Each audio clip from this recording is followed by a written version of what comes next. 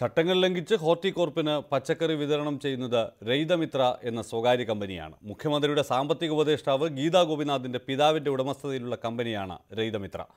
കൃഷിവകുപ്പ് ഡയറക്ടർ അടക്കമുള്ളവരുടെ അറിവോടെയാണ് പച്ചക്കറി വിതരണം ചെയ്യുന്നതെന്ന് ഗോപിനാഥ് തന്നെ സമ്മതിക്കുന്നു.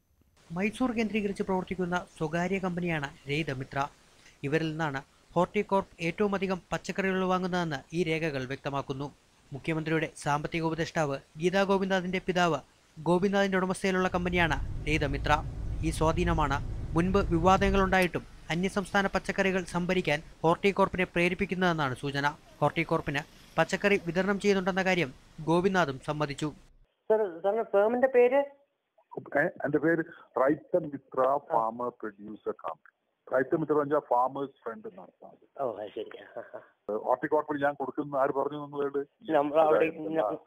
നമ്മളവിടെ ഇങ്ങനെ സമീപിച്ചപ്പോ ഞാൻ അവിടുത്തെ ഒരു ഉദ്യോഗസ്ഥനെ ഇങ്ങനെ കണ്ടിങ്ങനെ ഓഫ് റെക്കോർഡായിട്ട് സംസാരിച്ചപ്പോ പുള്ളി പറഞ്ഞു ഈ റൈതമിത്രയാണ് എന്ന് പറഞ്ഞിട്ട് പുള്ളി എന്നെ നമ്പർ എടുത്തു തന്നിട്ട് പുള്ളി പ്രത്യേകം പറഞ്ഞു ഞാനാണ് തന്നതൊന്നും ഡിസ്ക്ലോസ് ചെയ്യരുതെന്ന് പറഞ്ഞിട്ടുണ്ട്.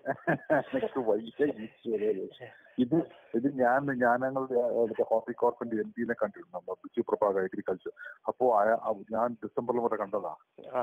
അപ്പൊ അന്ന് ഞാൻ പറഞ്ഞു ഹൈക്കോടതി ഓർഗനൈസേഷൻ പറഞ്ഞ സമയത്ത് കോൺടാക്ട് ചെയ്യുക.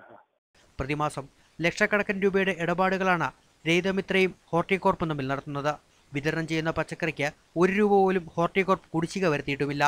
കേരളത്തിലെ കർഷകർക്ക് പച്ചക്കറി നൽകിയ വകയിൽ ലക്ഷക്കണക്കിന് രൂപ കുടിശ്ശിക വരുത്തിയിട്ടുള്ള ഹോർട്ടികോർപ്പിനാണ് രൈതമിത്രയോട് ഈ പ്രത്യേക സ്നേഹം. സംസ്ഥാനത്തെ സാധാരണക്കാരായ കർഷകർക്ക് ലഭിക്കേണ്ട കോടിക്കണക്കിന് രൂപയാണ് ഇങ്ങനെ അന്യ സംസ്ഥാനത്തേക്ക് ഒഴുകുന്നത്. ഇതിന് ചില ഉന്നത ഉദ്യോഗസ്ഥർ ഒത്താശ ചെയ്യുന്നുണ്ടെന്ന കാര്യവും ഉറപ്പ്. ക്യാമറമാൻ ടിങ്കു രാജശേഖരനോടൊപ്പം PG പ്രബോധ്, News 18, തിരുവനന്തപുരം.